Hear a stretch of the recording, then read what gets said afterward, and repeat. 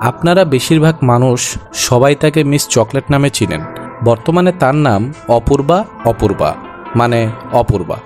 अपनी सोच और समझ को अलविदा कहो और शुरू करते हैं बिना किसी बकचोदी के। আজকে আমরা তার পর্দা ফাটাবো। সরি মানে তার জীবনের পর্দা, মানে যেটা আসল রহস্য সেটা ফাঁস করব। বিষয়টা একটু ব্যাখ্যা করবেন? পাড়ার পতিতাদের সাথে মিস চকলেটের অনেক মিল রয়েছে। যারা পতিতা তারা পুরুষের কাছে তার দেহ বিলিয়ে দিয়ে টাকা কামাই করে, আর মিস চকলেট ক্যামেরার মধ্যে দেহের আকর্ষণীয় লুক দিয়ে টাকা কামাই করে। সরি, একটা ভাইরাল ডায়লগও আছে। বুঝলাম না, এটা বলে একটা ভিডিও বানাও প্লিজ, অনেক কিউট লাগে তোমার ফেমাস ডায়লগটা।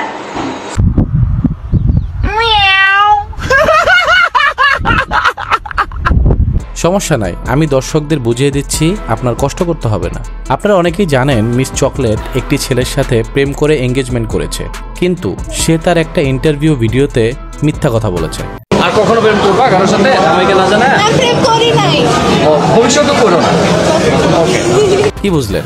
সে প্রেম করে নাই এবং ভবিষ্যতেও করবে না, কিন্তু সে ডাবল টাইমিং করছে এটা বলতে ভুলে গেছে হয়তো। মানে একজনের সাথে প্রেম করা অবস্থায় আরেকজনের সাথে প্রেম করেছে। আমি এখনই মনে করিয়ে দিচ্ছি তাকে।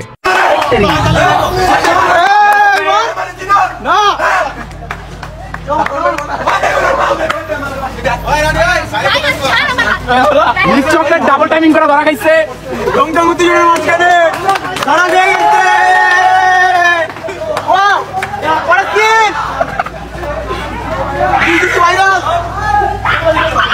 ভিডিওতে যে কালো গেঞ্জি ছেলেটিকে দেখতে পাচ্ছেন ওনার নাম হচ্ছে রায়হান। উনি হলো মিস চকলেটের প্রথম বয়ফ্রেন্ড। এটার প্রমাণ আমি দিচ্ছি।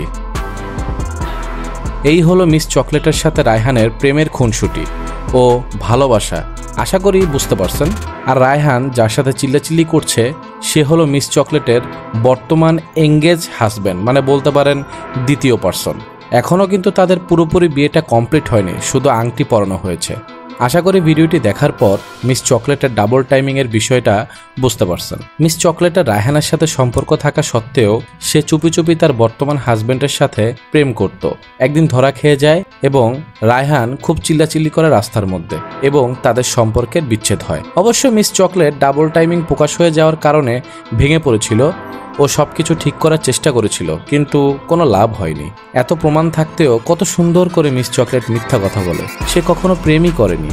এই মিস চকলেট হলো একটা ডেঞ্জারাস পারসন।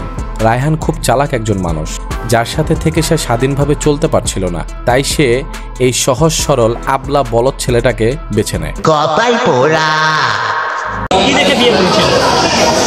দাঁত। ও মাই গড।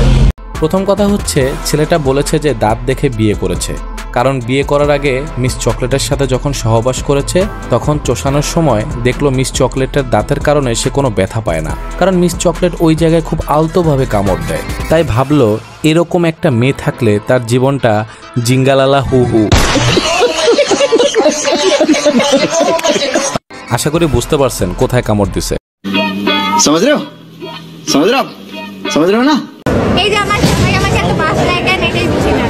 আচ্ছা আচ্ছা, বাস খেতে কেমন লাগে? ভাল লাগে না। বাস বলতে কি বুঝাইছে আশা করি বুঝতে পারছেন। দিনে 3 বার করে সহবাস করলে তো এই অবস্থা হবেই। দেখ ভাই, তোরা আমি একটা কথা কই, তুই প্রতিদিন 1 বার করে সহবাস কর, এটাই ভালো হবে। আর প্রত্যেক দিন এইভাবে তো লম্বা খাড়া বাসটা খাইতে মেয়েটার ভালো লাগে না। প্লিজ বোঝার চেষ্টা কর রে ভাই।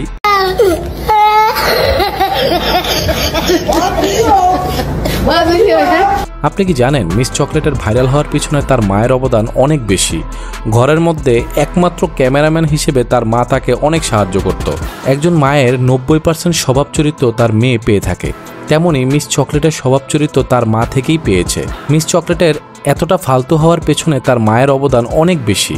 যাই হোক, তার মাকে নিয়ে বেশি কিছু বলবো না, কিন্তু মিস চকলেটের বাবা নেই। বাবা থাকলে হয়তো মেয়েটা এরকম খারাপ হতো না, আল্লাহ ভালো জানেন। আগে দেখতাম ছেলে মেয়েকে বড় করার জন্য মা তার জীবনের যথেষ্ট চেষ্টা করত যদি বাবা না থাকে, কিন্তু মিস চকলেটের বেলায় ব্যাপারটা পুরোপুরি উল্টো। কারণ মিস চকলেটের মা তার মেয়েকে নিয়ে ব্যবসা করছে এবং মেয়েটাকে বেহায়াপনা ও অশ্লীলতার মধ্যে ঢুকিয়ে দিয়েছে। প্রত্যেক মা বাবার উচিত সন্তানদের এমনভাবে শিক্ষা দেওয়া যেন মৃত্যুর পর মা বাবার জন্য তারা উত্তম দোয়া করতে পারে।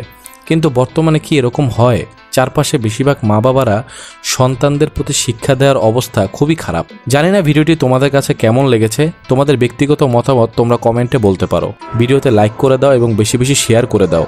আর বন্ধুরা, চ্যানেলটা সাবস্ক্রাইব করো। তোমরা যে ভালোবাসা দিয়েছো এই জন্য তোমাদেরকে অসংখ্য ধন্যবাদ জানাচ্ছি। আমি তোমাদের জন্য আরও ভালো ভালো কন্টেন্ট নিয়ে আসার চেষ্টা করব। দেখা হবে নেক্সট ভিডিওতে। আল্লাহ হাফেজ।